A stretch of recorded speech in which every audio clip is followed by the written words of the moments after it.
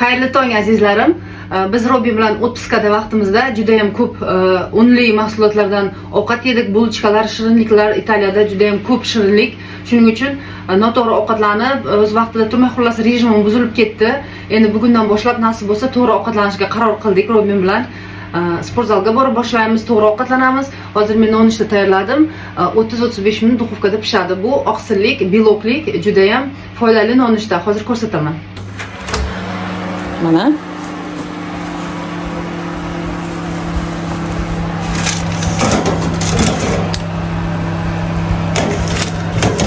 5 minutdan keyin o'sha chiqarsa bo'ladi.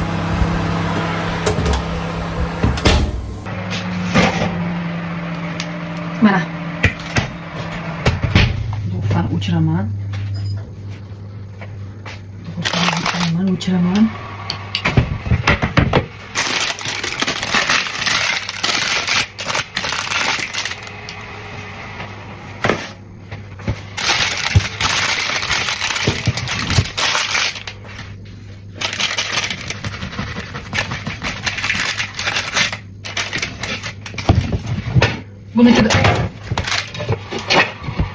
Bunun içinde tvorog, tuxum, süt va lavash bor.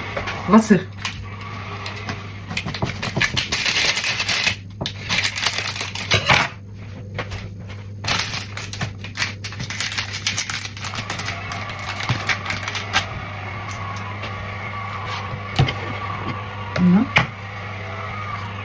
Juda ham mazali narsa.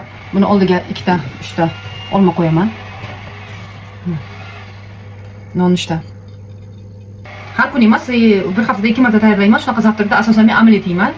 Shunaqa, давайте будем правильно питаться. Nonushta. Bismillahirrohmanirrohim.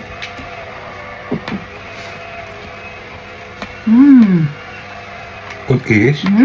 Und dein Mann? Dein Haken? Den muss man ja. Richtig Frühstück. Und mit Kletchatka.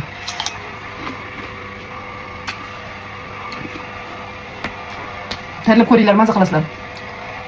Mana bunaqa qilib duxovkada 35 minut qo'yaman. Retseptini sizlarga shu videoning tagida qoldiraman.